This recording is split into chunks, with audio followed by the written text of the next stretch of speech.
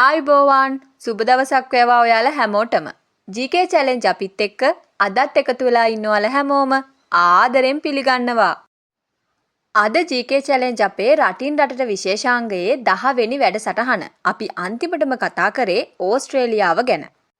ඉතින් ඔන්න ඔයාලා වැඩි දෙනෙකුගේ ඉල්ලීම මත අපි අද දකුණු කොරියාව තෝරගත්තා. දකුණු කොරියාවට යන්න බලාගෙන ඉන්න ඔයාලට වගේම තරඟ විභාග වලට සූදානම් වෙන ඔයාලට දකුණු කොරියාව ගැන කාලීනව වැදගත් ප්‍රශ්න කිහිපයක් අද වීඩියෝ එකෙන් කතා කරනවා.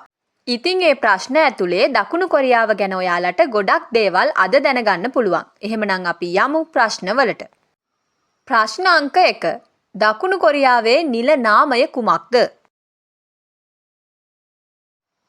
නිවැරදි පිළිතුර තමයි කොරියානු ජනරජය. නැගෙනහිර ආසියාවේ කොරියානු අර්ධද්වීපයේ දකුණු කොටසේ පිහිටි දකුණු කොරියාව නිල වශයෙන් කොරියානු ජනරජය කියලා හඳුන්වනවා.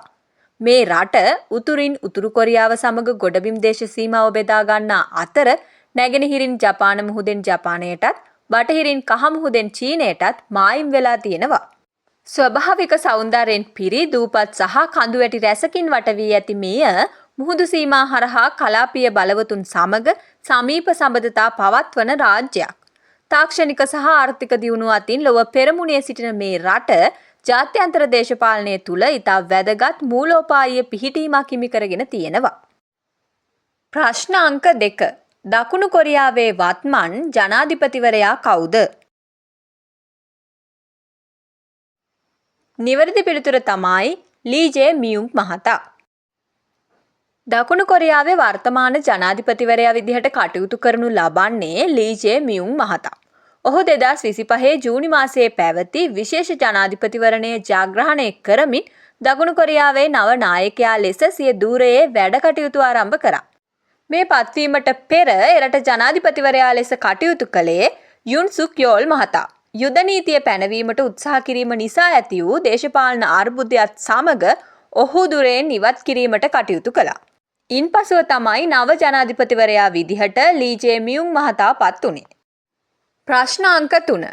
දකුණු කොරියාවේ අගනුවර කුමක්ද? නිවැරදි පිළිතුර තමයි සෝල්. දකුණු කොරියාවේ අගනුවර මෙන්ම එරට විශාලතම නගරය වෙන්නේ සෝල් නගරය. හන්් ගංගා විවුරේ පිහිටා ඇති මේ නගරය ලොව දියුණුම සහ ජනාකීර්ණම මෙට්‍රොපොලිටන් නගරවලින් එකක්. දකුණු කොරියාවේ දේශපාලන ආර්ථික සහ සංස්කෘතික මධ්‍යස්ථානය වන සෝල් නගරය වසර 600කට අධික ඉතිහාසයකට උරුමකම් කියනවා. එරට සමස්ත ජනගහනයෙන් හරි අඩකට ආසන්න පිරිසක් සෝල් අගනුවර කලාපයේ ජීවත් වන අතර එය ලොව ප්‍රමුඛතම තාක්ෂණික නගරයක් විදිහටත් ප්‍රසිද්ධයි. ප්‍රශ්න අංක 4. උතුරු සහ දකුණු කොරියාව වෙන් කරන දේශසීමා කලාපය හඳුන්වන්නේ කුමක් ලෙසද? පිළිතුර තමයි යුද මුක්ත කලාපය. උතුරු සහ දකුණු කොරියාව වෙන් කරන දේශසීමා කලාපය නිල වශයෙන් යුද මුක්ත කලාපය කියලා හඳුන්වනවා. මේ කලාපය 1953 වසරේදී කොරියානු යුද්ධයේ අවසානයේ අත්සන් කරන ලද සටන් විරාම ගිවිසුමට අනුව දෙරට අතර ආරක්ෂක වළල්ලක් ලෙස නිර්මාණය කරන ලද්දක්. කිලෝමීටර 250ක් පමණ දිගින් යුත් මේ තීරුව ලොව වඩාත්ම දැඩි මිලිටරි රැකවල් සහිත දේශ සීමාවක් විදිහට සලකනවා. එය දෙරට අතර පවතින දේශපාලන බෙදීම් සංකේතයක් බඳුයි. පුදුමයකට මෙන් දශක ගණනාවක් තිස්සේ මිනිස් ක්‍රියාකාරකම් වලින් තොරව පැවතීම නිසා මේ කලාපය අද වෙන විට දුර්ලභ සතුන් සහ ශාක විශේෂ රාශියක් වෙසෙන ස්වභාවික අභය භූමියක් බවට පත් වෙලා තියෙනවා. ප්‍රශ්න අංක 5. දකුණු කොරියාවේ භාවිත වන මුදල් ඒකකය කුමක්ද? නිවැරදි පිළිතුර තමයි කොරියානු වොන්. දකුණු කොරියාවේ නිල මුදල් ඒකකය ලෙස හඳුන්වන කොරියානු වොන් ජාත්‍යන්තරව KRW කියන කෙටි නාමයෙන් තමයි හඳුන්වන්නේ. දකුණු කොරියානු මහ බැංකුව මගින් නිකුත් කරනු ලබන මේ මුදල් නෝට්ටු වල එරට ඉතිහාසයේ සිටි ශ්‍රේෂ්ඨ රජවරුන් සහ විද්වතුන්ගේ රූප ඇතුළත් කර තිබීම විශේෂත්වයක්. ලෝකයේ ශක්තිමත් ආර්ථිකයක් හිමි රටක් ලෙස කොරියානු වොන් ජාත්‍යන්තර වෙළඳාමේදී වැදගත් ස්ථානයක් හිමි කර ගන්නවා. ප්‍රශ්න අංක 6. දකුණු කොරියාවේ විශාලතම ව්‍යාපාරික සමූහය වන්නේ කුමක්ද? නිවැරදි පිළිතුර තමයි සැම්සුන්. දකුණු කොරියාවේ තියෙන පවුල් පාලනය සහිත විශාල ව්‍යාපාරික සමූහයන් හැඳින්වීමට චේබෝල් කියන විශේෂ නාමය භාවිත කරනවා. සැම්සුන් සමාගම ඉලෙක්ට්‍රොනික උපකරණවල සිට නැව් නිෂ්පාදනය සහ රක්ෂණ ක්ෂේත්‍රය දක්වා විහිදුණු අති විශාල ව්‍යාපාරික ජාලයකින් සමන්විත වෙනවා. ඒ රට සමස්ත දේශීය නිෂ්පාදනයෙන් සැලකිය යුතු ප්‍රතිශතයකට හිමිකම් කියන මේ සමාගම දකුණු කොරියාව ලෝකයේ තාක්ෂණික බලවේතුක බවට පත් කිරීමට ප්‍රධානතම හේතුවක් වුණා. ප්‍රශ්න අංක 7. දකුණු කොරියාවේ උසම කන්ද කුමක්ද? නිවැරදි පිළිතුර තමයි හල්ලසන් කන්ද. දකුණු කොරියාවේ භූමියෙන් වැඩි ප්‍රමාණයක් කඳුකර ප්‍රදේශ වලින් සමන්විත වෙනවා. එරට උසම කන්ද තමයි හල්ලසන් කන්ද. මීටර 1947ක් උසින් යුතු මේ කන්ද පිහිටලා තියෙන්නේ ප්‍රධාන ගොඩබිමෙහි නෙවෙයි දකුණු කොරියාවට අයත් සුන්දර ජේජු දූපතේ මැදේ. හල්ලසන් කියලා කියන්නේ අක්‍රීය ගිනි කන්දක් වන අතර ඒකේ මුදුනේ බොක්නොක්දම් කියන මනරම් විලක් පිහිටලා තියෙනවා.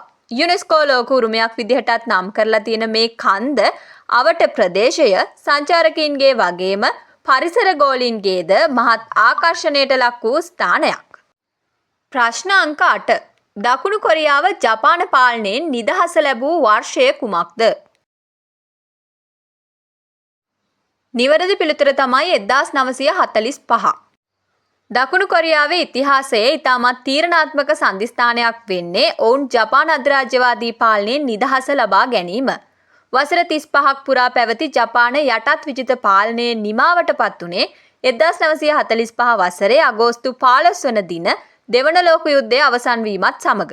කොරියානු වැසියන් මේ දිනය ග්වන්බොක්ජෝල් හෙවත් ආලෝකය නැවත උදා වූ දිනය කියලා ඉමහත් අභිමානයෙන් යුතුව සමරනවා. මේ නිදහස ලැබීමෙන් පසුව කොරියානු අර්ධද්වීපය උතුරු සහ දකුණු ලෙස දේශපාලනිකව බෙදී යාම ආරම්භ වුණා. ප්‍රශ්න අංක 9. කොරියානු යුද්ධය පැවති කාල සීමාව කුමක්ද? නිවැරදි පිළිතුර තමයි 1950 සිට 1953 දක්වා. කොරියානු අර්ධද්වීපයේ ඉතිහාසය වෙනස් කළ වඩාත්ම ඛේදජනක සිදුවීම වෙන්නේ 1950 සිට 1953 දක්වා පැවති කොරියානු යුද්ධය. උතුරු සහ දකුණු කොරියාව අතර ඇති වූ මේ ගැටුම ලෝක දේශපාලනයේ සීතල යුද්ධයේ ප්‍රධානතම සන්ධිස්ථානයක් ලෙස සැලකනවා. වසර 3ක් පුරා පැවති මේ දරුණු යුද්ධය අවසන් වුණේ නිලසාම ගිවිසුමකින් නෙවෙයි සටන් විරාම ගිවිසුමකින් පමණක් වීම විශේෂත්වයක්. මේකේ ප්‍රතිඵලයක් විදිහට කොරියාව උතුරු සහ දකුණු ලෙස ස්ථීරවම බෙදී ගිය අතර මිලියන සංඛ්‍යාත ජනතාවකට සිය පවුල් සහ නිවාස අහිමි වුණා. ප්‍රශ්න අංක 10. කොරියානු හෝඩිය හඳුන්වන නම කුමක්ද? නිවැරදි පිළිතුර තමයි හංගුල්. ලෝකේ තියෙන විද්‍යාත්මකව සකස් කරන ලද දියුණුම අක්ෂරමාලාවන් අතරින් එකක් ලෙස හංගුල් හෝඩිය සුවිශේෂී ස්ථානයක් හිමි කර ගන්නවා. මේ අද්විතීය හෝඩිය 1443 වසරේදී කොරියාවේ ජොසොන් රාජවංශයේ සිටි ශ්‍රේෂ්ඨතම පාලකයා වූ මහා සේජොන් රජු විසින් හඳුන්වලා දෙන ලද්දක්.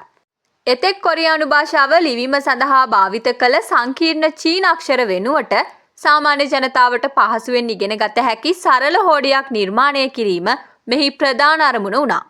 හංගුල් හෝඩියේ තියෙන ශබ්ද විද්‍යාත්මක ලක්ෂණ නිසා එය ලොව ඕනෑම භාෂාවක ශබ්ද නිවරදිව ලිවීමට භාවිත කළ හැකි බව විද්වතුන් පවසනවා. ප්‍රශ්න අංක 11.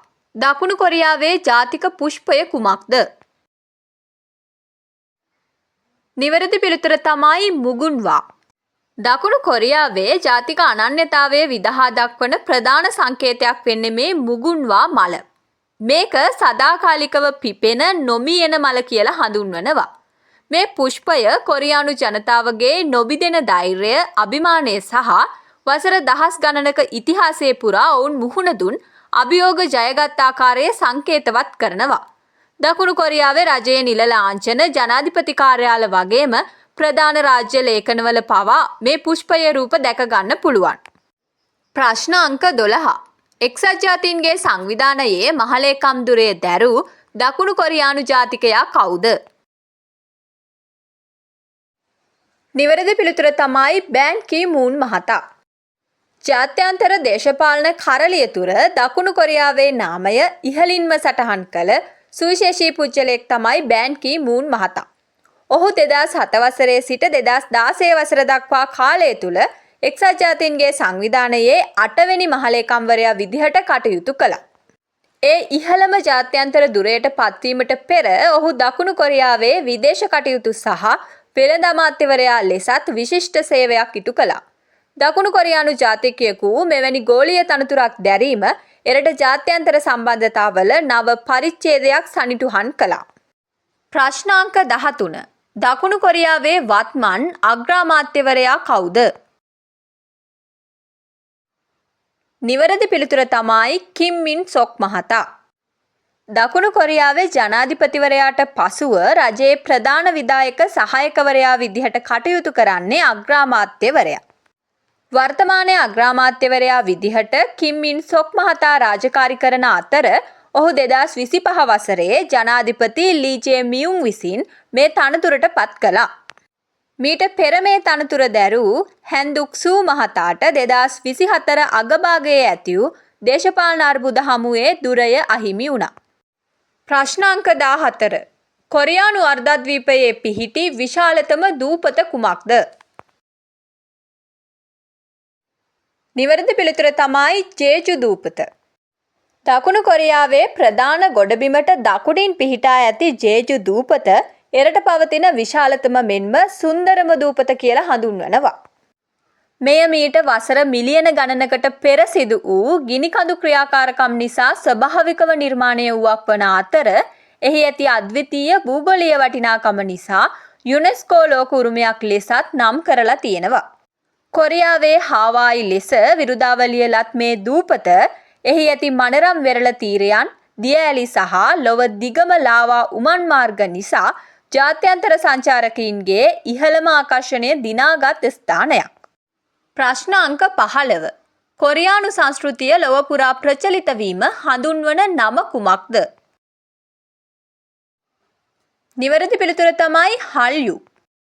කොරියානු සංගීතය, ටෙලිනාට්‍ය, චිත්‍ර සහ ආහාර සංස්කෘතිය ලෝකේ පුරා ශීඝ්‍රයෙන් ව්‍යාප්ත වීම හල්යු හෙවත් කොරියානු රැල්ල කියලා හඳුන්වනවා. 1990 දශකයේ අගභාගයේදී ආසියානු රටවලින් ආරම්භ වූ මේ සංස්කෘතික ප්‍රවණතාවය අද වන විට බටහිර රටවල් ඇතුළු සමස්ත ලෝකයම වෙලාගෙන තියෙනවා. K-pop සංගීත කණ්ඩායම්, කොරියානු සිනමා නිර්මාණ සහ ටෙලිනාට්‍ය මගින් ජාත්‍යන්තර සම්මාන උළෙලවල් පවා ජයග්‍රහණය කිරීමට ඔවුන් සමත් වෙලා තියෙනවා.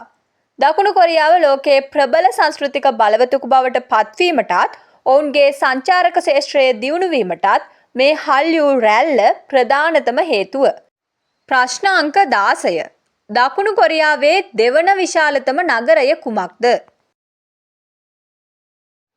නිවැරදි පිළිතුර තමයි බූසාන්. දකුණු කොරියාවේ ගිනිකොන දිග වෙරළ තීරයේ පිහිටා ඇති බූසාන් නගරය එරට දෙවන විශාලතම නගරය මෙන්ම ප්‍රධානතම වරාය නගරය වෙනවා. ඒක ලෝකයේ කාර්යබහුලම බහාලුම් වරායන්ගෙන් එකක් වන අතර දකුණු කොරියාවේ ජාත්‍යන්තර වෙළඳාමේ සහ මුහුදු මාර්ගික ප්‍රවාහනයේ කේන්ද්‍රස්ථානය ලෙස සලකනවා. සුන්දර වෙරළ තීරයන්, කඳුකර දර්ශන සහ වාර්ෂිකව පැවැත්වෙන ප්‍රසිද්ධ ජාත්‍යන්තර සිනමා උළෙලවල් නිසා බූසාන් නගරය ලෝකයේ පුරා සංචාරකීන්ගේ ආකර්ෂණය දිනාගෙන තියෙනවා. ප්‍රශ්න අංක 17. දකුණු කොරියාවේ වැඩිම පිරිසක් භාවිත කරන sannivedana ඇප් එක කුමක්ද?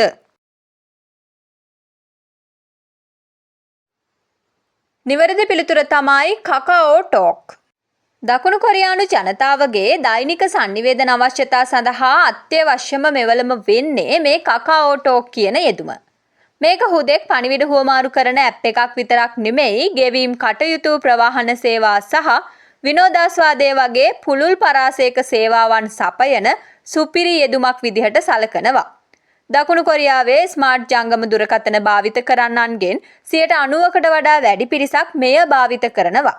ඒ එරට සමාජීය සහ ව්‍යාපාරික sannivedanයේ නිල නොවන ප්‍රමිතිය බවට පත් වෙලා තියෙනවා.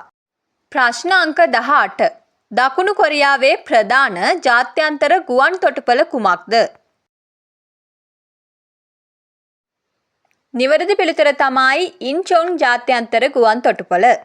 දකුණු කොරියාවට ඇතුළු වන ප්‍රධානතම දොරටුව සහ එරට විශාලතම ගුවන් තොටුපොළ වෙන්නේ ඉන්චොන් ජාත්‍යන්තර ගුවන් තොටුපොළ.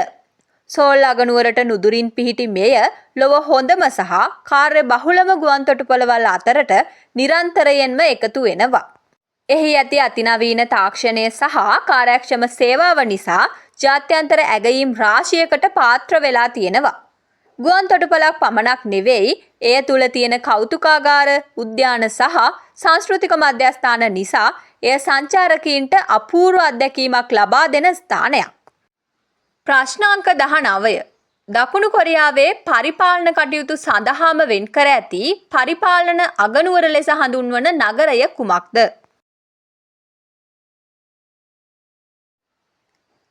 නිවැරදි පිළිතුර තමයි සේජොන්. සෝල් අගනුවර පවතින දැඩි ජනගහන තදබදය අවම කිරීම සහ රජයේ පරිපාලන කටයුතු වඩාත් කාර්යක්ෂමව පවත්වාගෙන යාම සඳහා දකුණු කොරියානු රජය විසින් විශේෂයෙන්ම නිර්මාණය කරන ලද නගරය තමයි සෝජොන් නගරය. එය එරට නිල ස්වයං පාලන පරිපාලන අගනගරය ලෙස හඳුන්වන අතර බොහෝ රජයේ අමාත්‍යාංශ ප්‍රධාන ආයතන දැනටමත් මේ නගරයේ ස්ථාපිත කරලා තියෙනවා. 2012 වසරේදී නිල වශයෙන් විවෘත කරන ලද මේ නගරය නවීන සැලසුම් සහ අනාගත තාක්ෂණය යොදාගෙන නිර්මාණය කළ ස්මාර්ට් නගරයක් කියලා සැලකනවා. ප්‍රශ්නාංක 20. ශ්‍රී ලංකාව සහ දකුණු කොරියාව අතර නිල වශයෙන් රාජ්‍යතාන්ත්‍රික සබඳතා ආරම්භ වූයේ කුමන වසරේදීද?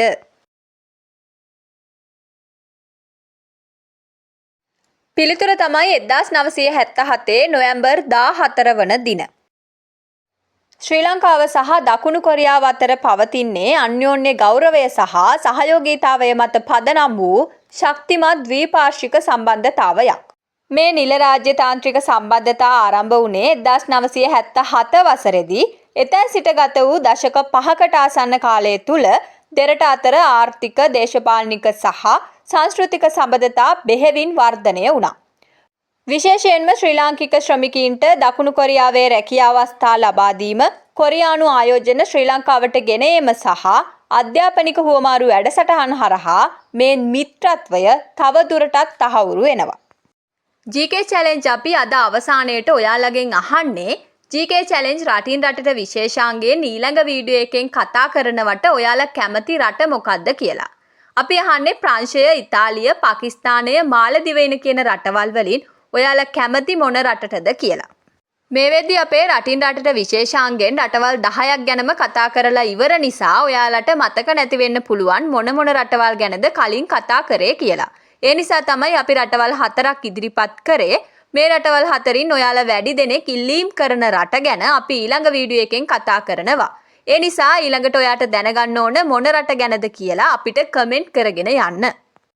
ඉතින් එහෙමනම් අද වීඩියෝ එකත් මේ විදිහට අවසන් වෙනවා. අපි හිතනවා අද වීඩියෝ එකකිනුත් ඔයාට ගොඩක් දේවල් ඉගෙන ගන්න ලැබෙන්න ඇති කියලා. ඉතින් දිගටම අපි මේ විදිහට ලෝකේ තියෙන හැම රටක් ගැනම කතා කරනවා. ඉතින් ඒ නිසා ඔයා දිගටම අපිත් එක්ක එකතු වෙලා ඉන්න කැමති නම් GK Challenge අපිව subscribe කරගෙන යන්න කියලාත් මේ වෙලාවේ ආදරෙන් මතක් කරනවා. එහෙමනම් ඉතින් අපි තවත් අලුත් වීඩියෝ එකකින් ඉක්මනටම හම්බ වෙමු. ඔයාලා හැමෝටම thank you so much.